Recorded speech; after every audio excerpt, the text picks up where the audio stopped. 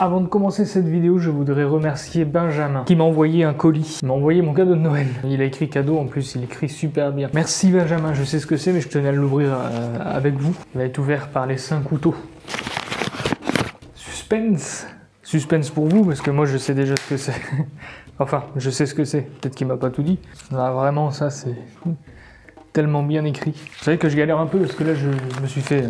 Ceux qui savent pas, je me suis fait opérer. Les vidéos que vous voyez, c'est des vidéos qui sont déjà été tournées. Donc là, rester debout comme ça, essayer d'ouvrir un truc, c'est un supplice.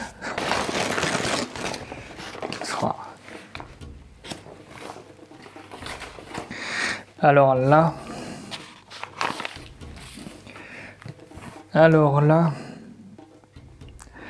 merci beaucoup Benjamin qui m'a offert une Bible, la Bible selon la Vulgate. Et ce livre, enfin cette Bible, enfin là on est sur un très beau cadeau vraiment. Merci beaucoup, ça me touche énormément. Oh, il a l'air beau le livre, je vais le sortir. Il a l'air tellement beau, c'est incroyable. Oh, donnez-moi cette beauté, elle est incroyable. Alors ça, un grand merci à toi. Ça, je vais en prendre plus que soin. Ah, mais non, j'ai déjà un petit marque-page doré, là. Attends. Mais il est tout neuf en plus, quoi, sans déconner. C'est un... Il est tout neuf. Par contre, sans déconner, Benjamin, elle vaut cher, cette Bible. C'est plus qu'un beau cadeau, là. Là, j'ai un livre qui... Enfin, j'ai une Bible... Merci encore. Oh, putain. Mais il y a autre chose avec. Il y a ceci... Et je sais que c'est pour mes enfants du coup, normalement. Ma petite histoire de Noël. Super. Illustré.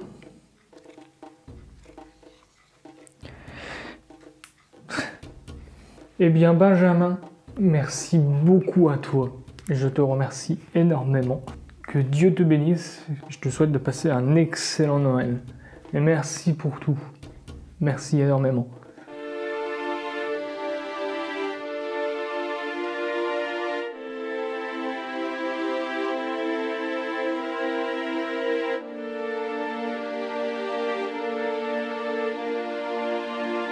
Et je te le redis encore une fois, mais un grand merci. Ça me fait extrêmement plaisir. Un très grand merci à toi. Merci beaucoup. Merci beaucoup Benjamin. On peut remercier Benjamin dans les commentaires. Merci à lui. Mesdames et messieurs, bienvenue dans cette vidéo. Nous allons préparer ces magnifiques foie gras. Nous allons les dénerver. On va enlever pas les nerfs, mais les veines, pardon. On va les déveiner. On va enlever les veines qu'il y a à l'intérieur. On va les assaisonner et on va les mettre en bocaux et on va les faire cuire. Et il y aura une petite dégustation dans quelques jours parce qu'il faudra laisser le pot reposer bien sûr avant d'y goûter. Sacrilège, on pourra même pas y goûter. Je vous fais une petite intro.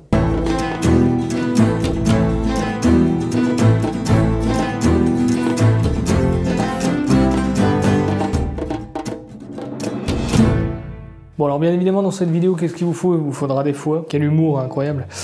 Des foie gras.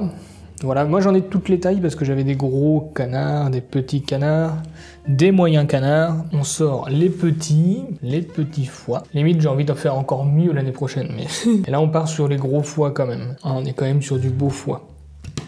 En tout, 2 kilos de foie gras. 2,8 kg, pardon. Ceux qui ont vu la dernière vidéo le savent, ceux qui ont vu le live le savent. Voilà, maintenant, tu vas venir là et on va préparer ça ensemble. Donc ici, tous nos foie gras, nous allons commencer par les plus petits, tiens. Comme ça, on va se faire la main sur les plus petits. Il faudra un petit couteau. Ensuite, bon, là, je vais enlever cette extrémité parce qu'elle est prête à lâcher. Ensuite, je vais peut-être prendre un couteau un peu plus grand. Il va falloir le séparer en deux. Alors, il y en a qui passent le couteau sur du chaud pour que le foie gras ne colle pas. Alors ensuite, il va falloir trouver les veines avec le petit couteau. Les veines qui sont ici.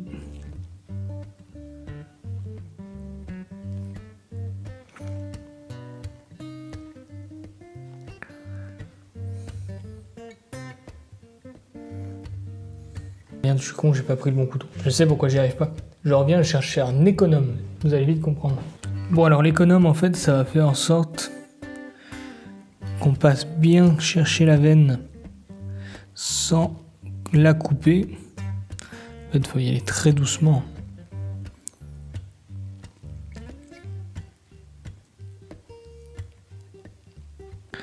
Et tu vois là, je la tire.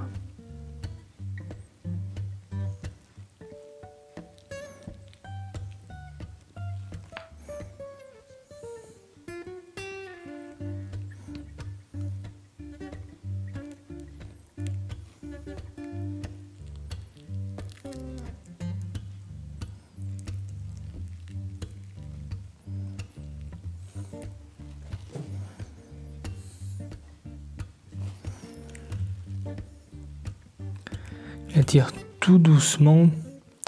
C'est un peu stressant cette histoire parce que les veines c'est quand même pas facile à avoir.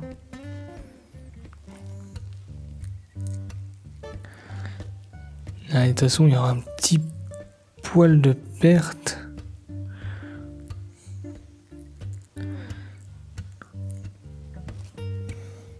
Voilà, là on a eu nos veines. Là il en reste un petit peu là.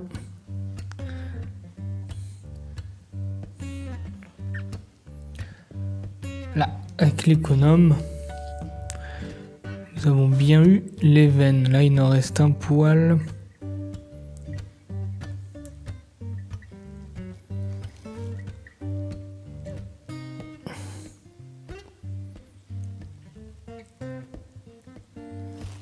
Très fragile, hein. Sur celui-là du moins.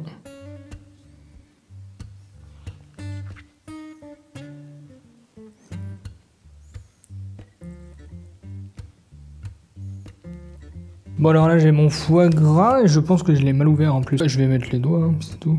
On dirait qu'il n'y a pas de veine là, c'est quoi ce bordel? Je suis en train de regarder surtout où je peux... Ah ouais d'accord, c'est que je l'ai mal ouvert en fait. Les veines elles sont là. Bon c'est un peu du test là. Hein. De toute façon ça va finir en beaucoup. Donc... Ça fait chier, je les dégomme là. Ça va mal se passer ça.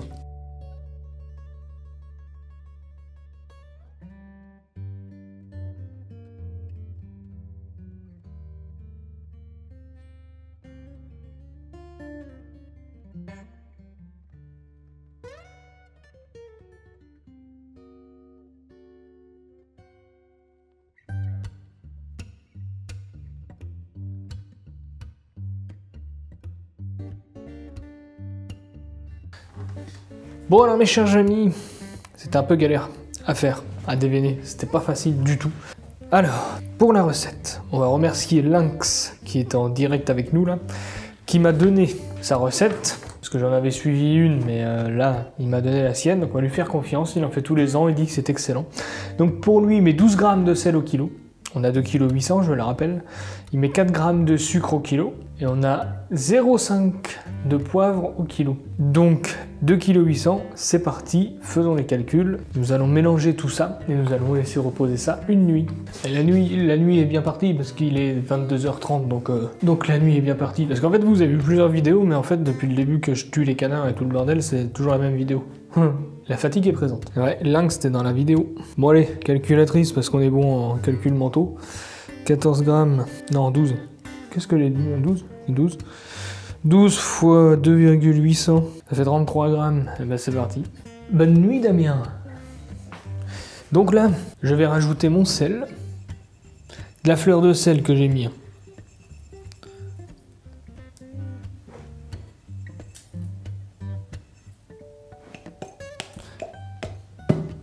Voilà. On va mettre le poivre maintenant. 11 grammes de poivre. Donc putain, j'ai confondu le poivre avec le sucre. Oh putain. Donc c'est 11 grammes de sucre qu'il faut. Donc là je pars sur 11 grammes de sucre pour casser un peu l'amertume. Hein. Et après on va partir sur une miette de poivre. Ça va faire 2 grammes ça. Voilà, je suis parti sur à peine 5 grammes. Maintenant on va mélanger tout ça et on emmène ça au frigo. Et on revient demain. Bon alors pour le mélange. Hein, je vais vous montrer quand même. C'est pas bien difficile, faut pas y aller comme un sourd quand même. Voilà. Il faut quand même bien que les ingrédients se mélangent entre eux.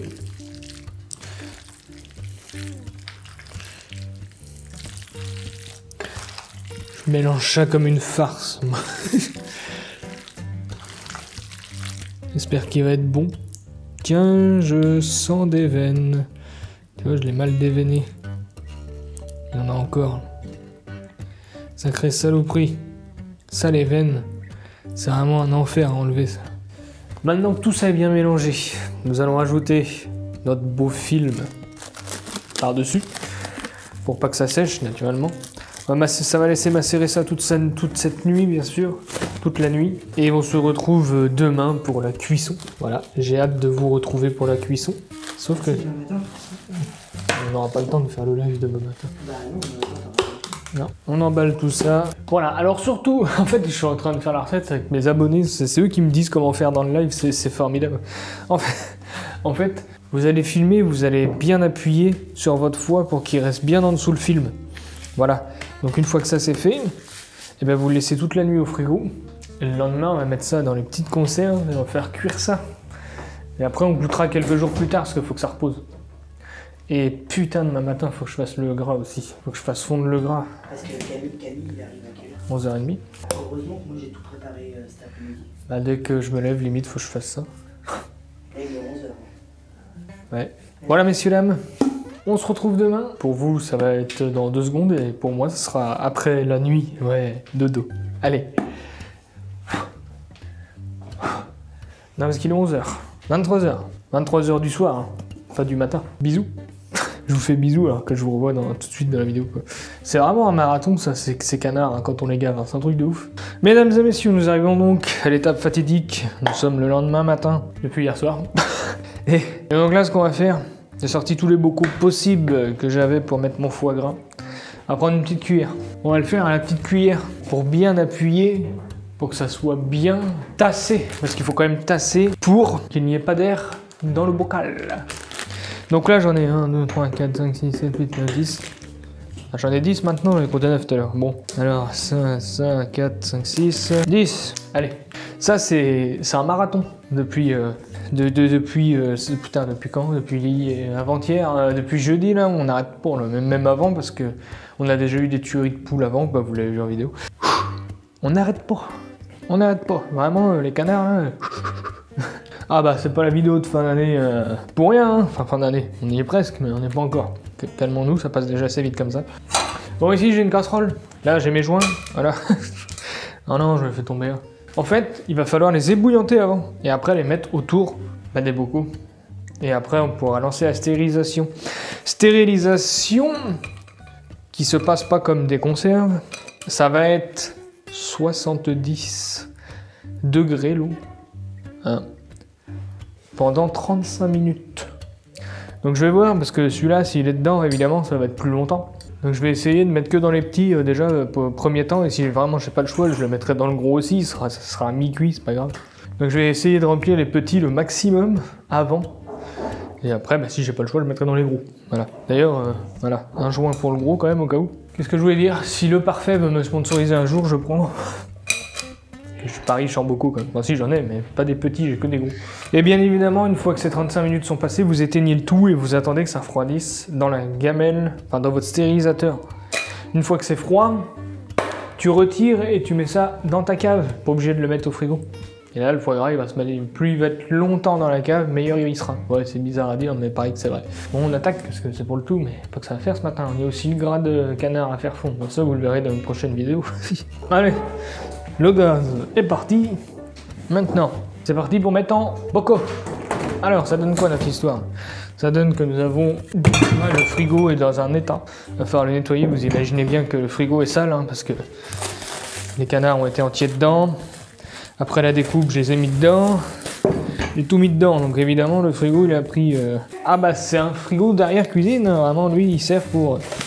il sert pour mettre les choses qu'on peut pas mettre dans le frigo... de la maison, entre guillemets, quoi. Donc là, nous avons tout ce foie gras, vous vous rendez compte, tout ce que j'ai? C'est incroyable. Même moi, je suis choqué de ce que j'ai. Je me dis, j'ai une chance incroyable d'avoir tout ce foie gras à la maison. Ah, ça sent quoi, là?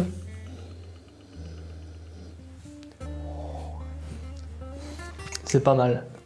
C'est vraiment pas mal.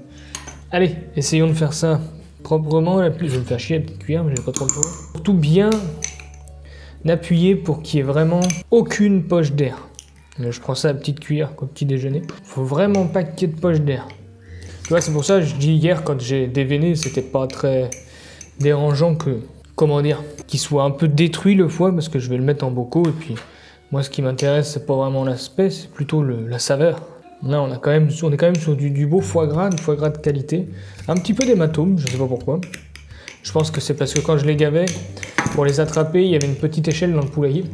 Et en fait, l'échelle sert pour que les poules aillent dans leur niche. Et ils passaient à travers l'échelle, à chaque fois à travers les barreaux. Et je pense que c'est dû à ça qu'ils se faisaient mal. Chaque fois, je leur disais, arrêtez de courir comme ça. De toute façon, je vais vous attraper. Et il se passait quoi? Je les attrapais à la fin. Voilà, donc là, ça c'est bien tassé, ça. Donc, on va le mettre de côté, puis on va suivre avec les autres. Peut-être que j'aurai assez de petits bocaux finalement, ce qui m'arrangerait quand même. Donc là, tu vois, t'étales bien. Toujours bien étalé. Tu vois, je le redis encore parce que bon, voilà, pendant le gavage, des fois, tu te dis, oh, ça me saoule. Il est 18 h du soir, je suis à la maison, j'aimerais bien prendre ma petite douche, me poser le cul. Eh ben non, faut que t'ailles au canard. Donc là, maintenant, ça fait bizarre de plus y aller parce que maintenant, je peux... Voilà, le soir, je suis plus obligé d'aller au canard. Ça fait bizarre quand même. Ah, tu vois, il y a une bulle d'air en dessous, là. Faut surtout pas qu'il y en ait. Bon, là, c'est dès le début, j'aurais dû le faire bien. Mais... Et finalement, je regrette pas ce que je fais, parce que c'est quand même incroyable d'avoir tout ça à la maison, après. Je vais pas dire que c'est du gratuit, parce que j'ai payé de l'aliment, voilà, j'ai payé un peu d'électricité pour faire fonctionner la couveuse, mais quand même, on est quand même sur quelque chose de fait à la maison qui nous revient beaucoup moins cher. Parce que je sais pas si je l'avais dit dans une vidéo, mais en gros, j'avais 18 canards, plus mes 5 poules, plus mes 2 coqs au début, parce que j'en ai tué un entre temps. Plus, qu'est-ce qu'il y avait d'autre? Plus l'oie, voilà. Eh ben tout ça, mis bout à bout, en nourriture, j'en ai dépensé 180, non combien? 150, 180 € à peu près. Avec le maïs, tout ça. Pour gaver le maïs. Le maïs, 45 € de maïs. Non, combien? Si, 45 € de maïs, oui. Donc 150 kg. Et le reste, j'ai dû passer 300... allez, entre 6 et 900 kg d'aliments classiques toute l'année. Enfin, du moins pendant 6 mois. Pour que les canards mangent ou grossissent déjà. Voilà. Et après, avant de passer au gavage. Donc voilà ce qui s'est passé. Donc en termes de rentabilité, je suis bien, parce qu'il faut savoir que j'ai tué les cannes aussi, il y avait des cannes. Les cannes avant, les cannes qui n'étaient pas gavées, elles, parce que les cannes c'est pas terrible gavé, les foies sont moins bien.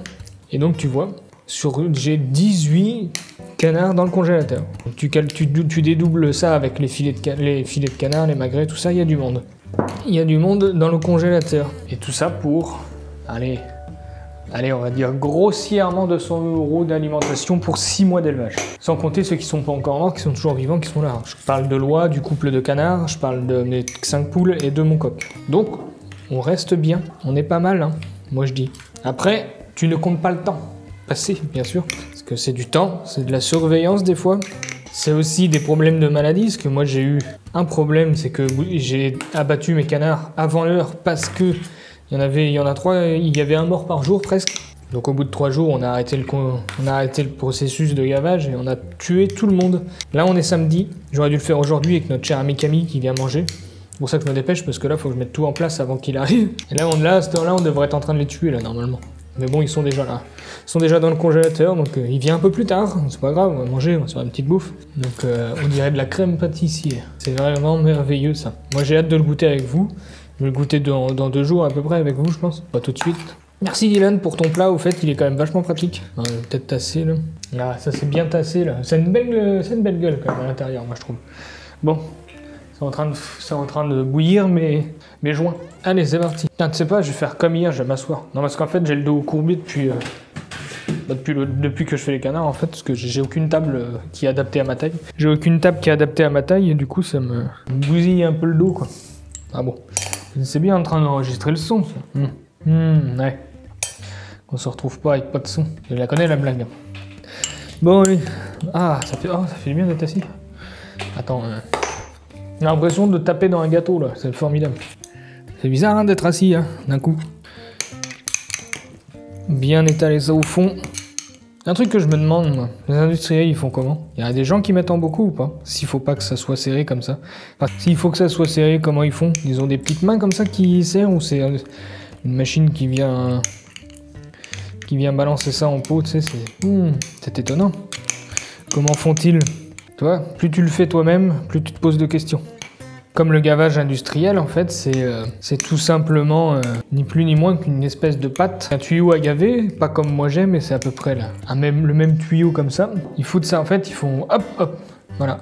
C'est déjà injecté. Ça va 2 fois plus vite, 3, 4, 10 fois plus vite que moi même. Et c'est une pâte qui les font gaver, et eux, ils font ça pendant 11 jours. Donc je sais pas ce que c'est comme pâte qu'ils mettent dedans, mais ça doit être quelque chose de spécial qui les font grossir à mort, bien gras comme il faut. Je sais pas comment ils font, mais... Donc voilà. Donc moi, c'est pas du tout comme ça que ça se passe. Moi, c'est gavé au maïs, terminé. Au gaveur manuel, pas de machine.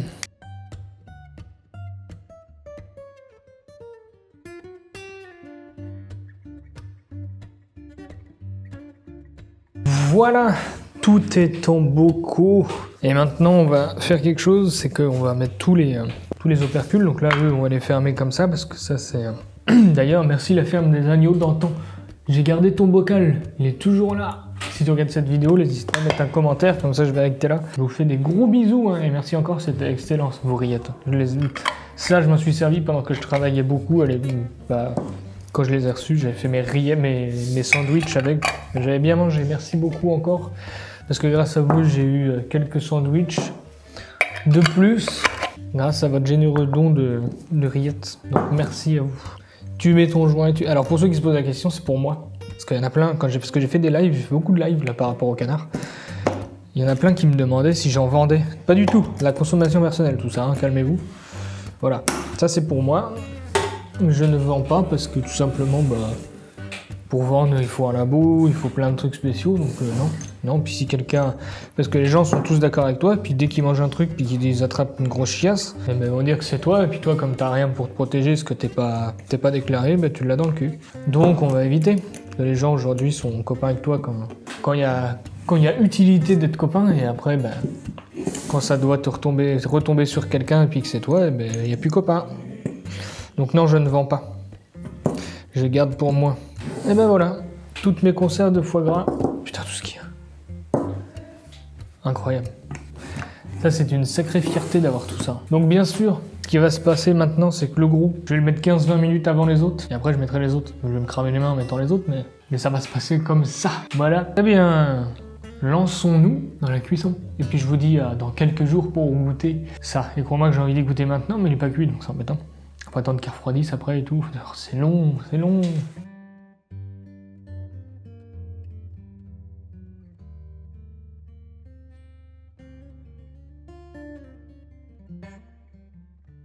Eh c'est l'heure de déguster. C'est pas une surprise pour moi parce que sur tous les pots, en fait là je vous explique, sur tous les pots qu'on a fait, il en reste 6 je crois.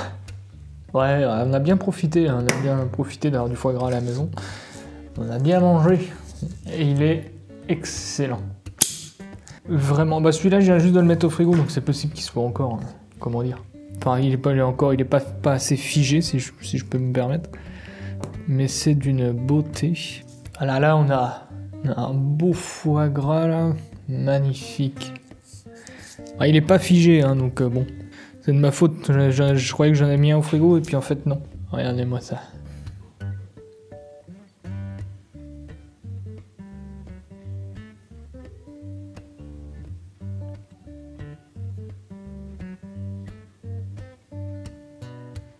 Là on est sur un produit de plus que qualité là. Hein.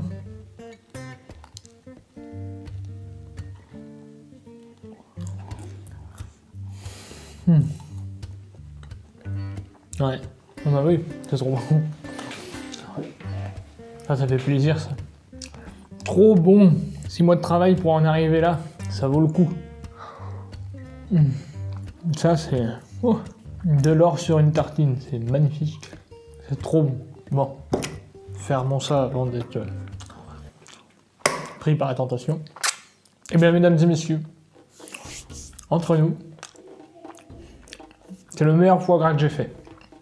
Mais vraiment, c'est le meilleur. Cette année, on a réussi. C'est une réussite. Vraiment. Ça fait plaisir de se dire qu'on a réussi à faire ça. C'est délicieux, accompagné d'un petit confit de figues. Alors là, extraordinaire. Donc voilà mon repas de Noël, presque gratuit, on va dire. C'est formidable. Quand on fait tout soi-même, ça revient beaucoup moins cher déjà pour commencer. Bah, qu'est-ce qu'on mange bien. Ah là là. Qu'est-ce qu'on mange bien. Ah, c'est si bon. Eh bien, j'espère que cette vidéo t'aura plu. On se retrouve la semaine prochaine pour faire fondre le gras de canard, bien sûr. Sur ce, n'hésite pas à t'abonner, très important, partage la vidéo, c'est très important aussi. N'hésite pas à mettre un petit commentaire, un petit message, ça me fait plaisir, un petit j'aime, voilà. N'hésite pas à aller voir mes réseaux, TikTok, Facebook, Instagram. Je remercie encore une fois Benjamin pour son cadeau qui m'a fait très plaisir. Et surtout, le Lynx qui a donné sa recette, hein, le Lynx qui était sur le live, si je ne me trompe pas pendant le montage, c'est ce que j'ai dit, le Lynx. Merci à vous tous, vous contribuez énormément à la chaîne, ça me fait extrêmement plaisir. Je vous dis à vendredi prochain, je vous fais des gros bisous et à très vite.